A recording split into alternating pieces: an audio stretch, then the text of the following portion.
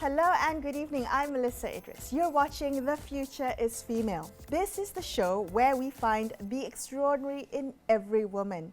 I'm so delighted to introduce my guest today. Her name is Yuri Schneider. She's the author of Two Homes, One Family.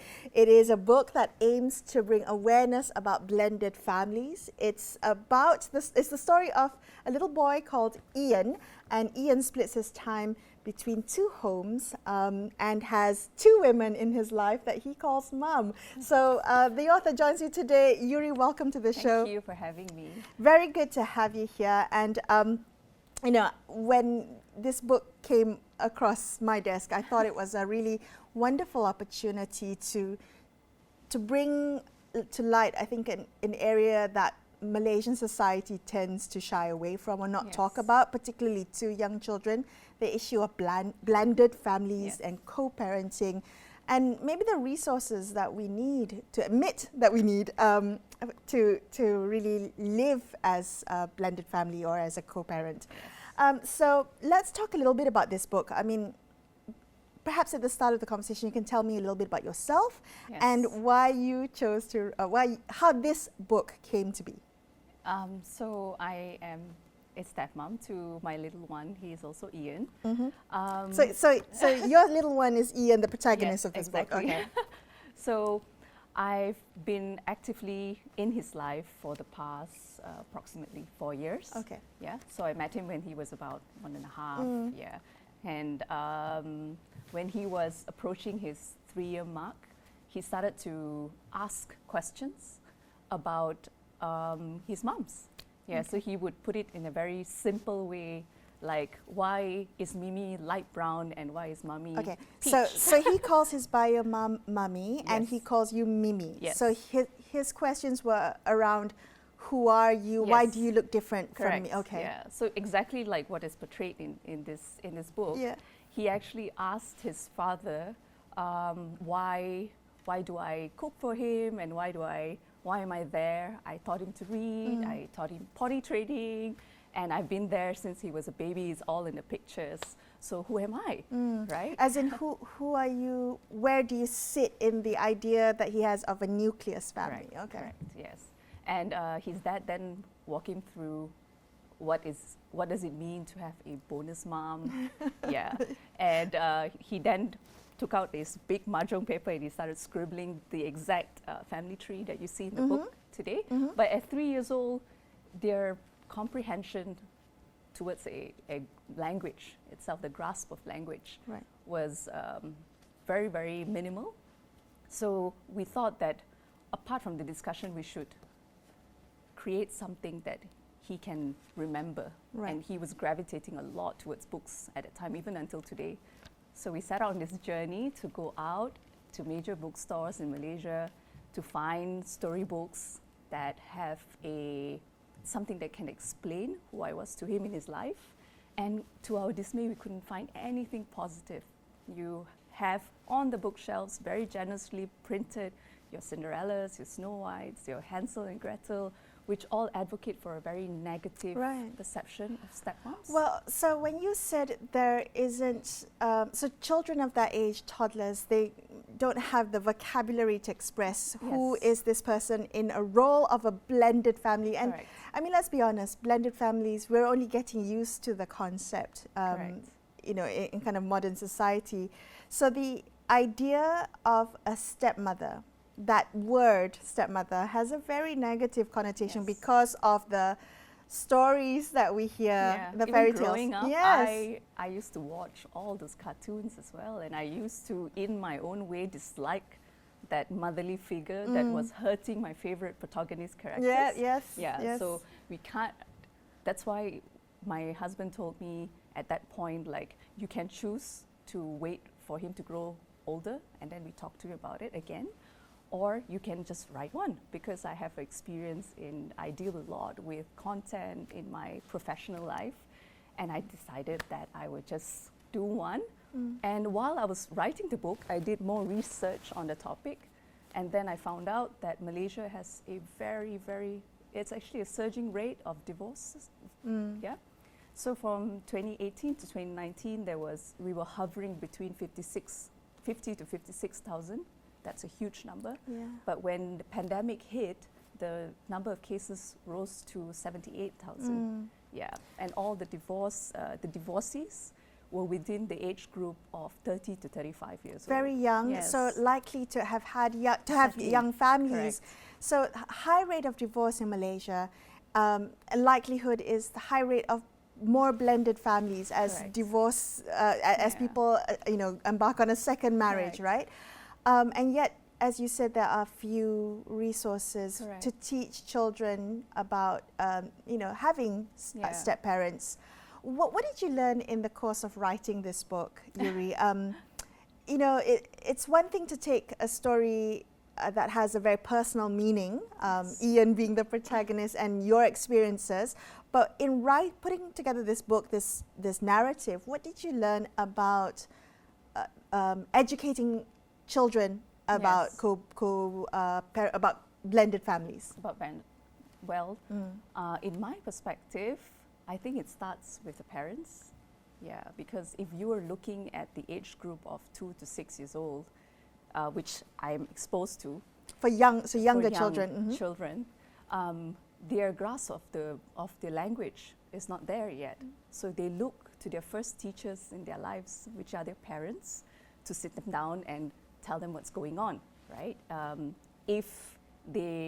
That sort of conversation should be led by parents at a very, very early stage, even before the divorce happens, so that they're informed and they're included.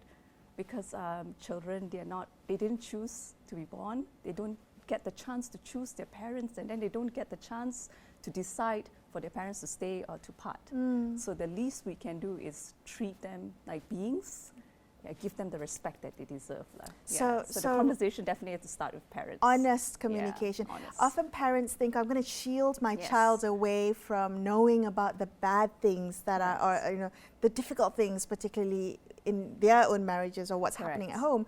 But what you're saying is including children in that process Yes. actually makes them feel more like they're participating, feel more part of the family. Correct. Okay. It's our role as parents. We're supposed to create a safe, protected haven, sort of, for them to grow and thrive, right? How do you achieve that? By not having transparent conversations. Of course, with a toddler, it's a lot different versus if the divorce happens when your children are teenagers. So we do our part in our own way. So that's what I learned from the book. And after I released this book, I got so many people writing to me, like other stepmoms that were silenced in the process. They just accepted their fate that this is it.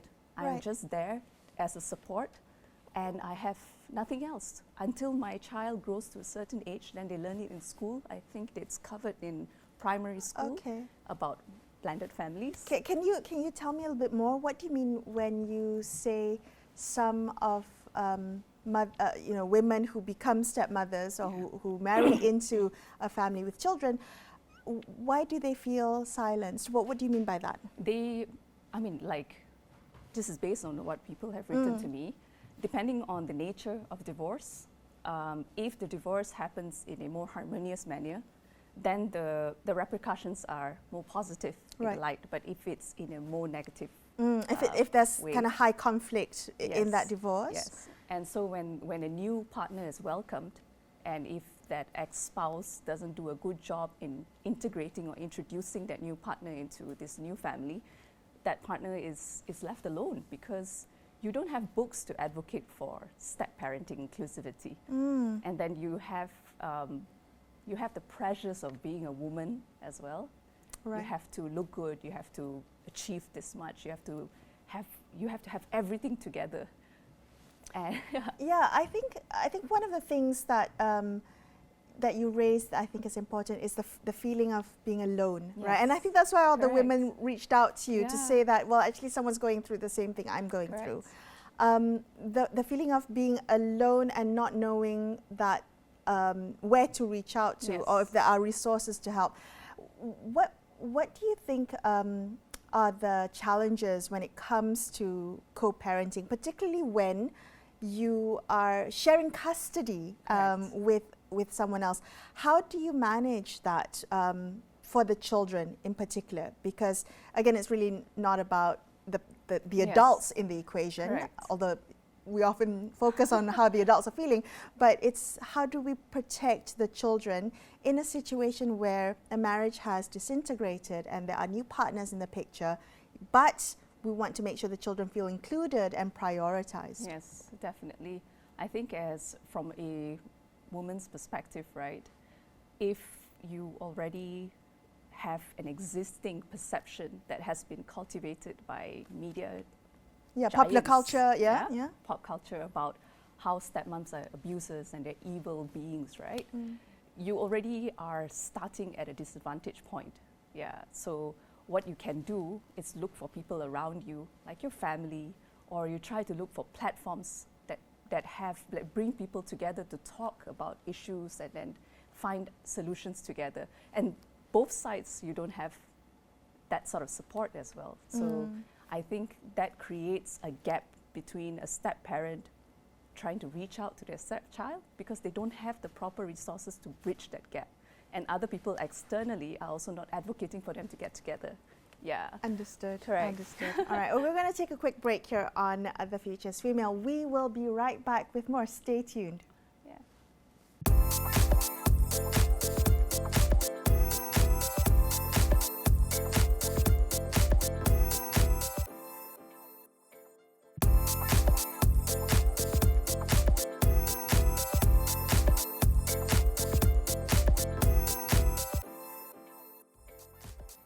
Welcome back to The Future's Female. I'm Melisa Idris and I'm chatting today to Yuri Schneider. She is the author of the book Two Homes, One Family, which brings awareness about blended families. This is targeted for children aged 3 to about 8 years old, Yes. right, Yuri? Okay. Yep. So let's come back to the challenges of being a co-parent, a step-parent, living in a blended family. And Ian's blended family, Ian, the protagonist of this book, and your son, your stepson, is has a lovely blended family with 4 sets of grandparents. Yes, He's got a indeed. big family. He has. Does Ian struggle with the fact that his family is different from what his friends' families might look like? And I think that maybe some children might feel scared of that difference. Is that the case for Ian? For Ian, it was not the case, and that's a huge kudos to my husband. Even from the point when they parted ways, him and his ex-spouse, they did it very gracefully to minimize the impact. Also, he was a baby at the time. Okay. But when I entered the picture, it was done in a way where he always felt included, even when he was a baby. So I would not just pop up at his doorstep at their home and then disappear off for 2 months and not see each other. So he made sure that I was always there every Saturday. Consistency is key. Okay. Correct, because consistency builds comfort for a child. Right. Yeah, and they feel safe when they see the same person. And if you're a baby, I mean, he was really excited to see me only after the 10th visit. Okay. Can I ask you about the role of the bio parent in the house, right? So the partner. I can imagine it's difficult. Let's take an example of this being a father. I can imagine it's very difficult for a father to maybe bring in a new partner into the family and Correct. to ensure that there's kind of transparency and open communication, because again, there's guilt from the divorce, there's a lot of feelings, perhaps there's wanting to protect the child from any instability or change, particularly if you yourself, embarking in a new relationship may not know where this is headed as well. Yes. What do you see the role of the partner in ensuring, the biological parent, in ensuring that the child feels that this isn't going to be, upset his life or upset his or her lives, change it completely? How would you say parents help provide that stability? I think, like, this is just speaking from Sure. experience. What my husband did, which I thought was quite brilliant, actually very brilliant, he'll be so happy to hear this, was he created that consistency to integrate me into the relationship. And before that, I had already separately met his ex-spouse. Okay. Yeah, and she was very civil about it. And prior to that, actually, he sat down with me and he just painted out everything. Like, this will be life, and you will be in this new family, and you will be taking care of a young baby. Right. Yeah. How? So just to manage expectations, I guess. Right. Yeah. Okay, manage expectations. Manage the expectations, and from then until now, until today, actually, he still leads the conversations that are coming out of our home. So we have full custody of Ian. Okay. So he spends a lot of time with me. So we are like inseparable, actually. Okay. He's like my shadow at home. So how do you approach discipline? And I think this is a tough one for blended families. Definitely. Discipline and different parenting styles Correct. as well. What do you see the challenges there? For me, the challenge, just again, it's based on my experience as a step parent. My approach is lesser of a disciplinarian. Because it's, when you say discipline, it has this stain of enforcing something onto a child. So we take a more conscious parenting approach, and violence is definitely a no-no in our house. Right. Yeah. So conscious parenting method would mean that the child is included in the process, and the goal is to achieve mutual respect, but for parents to also hold their boundaries. Yeah, and that way we align as parents. So do you ever feel that because you are the you are the step parent in this equation, if I may, that there is a fragility to the relationship that you may not want to test in terms of discipline? Yeah. So for instance, not wanting to take a harder line or harder stance with a child for fear of damaging whatever rapport has been built. Whereas, say, with a biological parent, they can take a harder stance with the children. Is that something that you've had to navigate? No. Okay. Yeah, so I've been really lucky. Ian is a wonderful, wonderful boy. Do you see that as a challenge that some parents, some families might have to go through? A lot of stepmoms have reached out to me, and they say that, when a child enters their house, they're expected just to support, but they're not expected to give an opinion. And decisions are made without them knowing. So it's like, you come to my house, I have to look after your children, but I have no voice. So is that really fair for a step parent? Because that is their household, that is their haven. When you enter into that, you have to have some form of respect, and the respect goes both ways. That is such a good point, I think, about not being included in decisions. Yes. And that's very often the role of the step parents is very often overlooked. Yes. Because they're not part of the decision making of between the biological parents. When you said that, when we used the example of a father, in this blended family, a biological father in this blended family, what if the situation was reversed? What if it was? I guess I'm wondering whether there's a gendered. Excuse me. Let me repeat that again. Wondering whether there is a gender dimension to the expectations of a co-parent. Whether the expectations placed on a stepfather are the same as the expectations placed on a stepmother. Often we don't see in popular culture the stepfather being the evil, the evil, the way the stepmother is an evil stepmother. My short answer is, I think stepmothers have it harder. This is like my raw truth. Yeah, and it's also based on what people have written to me, have reached out. And it's already there because you have programming from the media. Media as in like children entertainment, play materials that exclude step-parents, and they propagate for a negative perception towards stepmoms. And interesting enough, when I was doing some research, I found this independent research data called Census from the US, and they've mentioned in their research that 60% of second marriages fail, and the main cause is stepkids. Yeah, so that's really interesting. Yeah. So, and that adds pressure to a relationship as well. Well, So, I think so much of that is the societal expectation that in a second marriage with with a blended family, there is the expectation of plug and play, that you Yes. come into this already kind of perfect family unit, so you fit like a puzzle piece. yes. Without realizing, I think that's really unrealistic expectations. Correct. We see that in popular culture, but it's really quite unrealistic. Yes. And what would you say,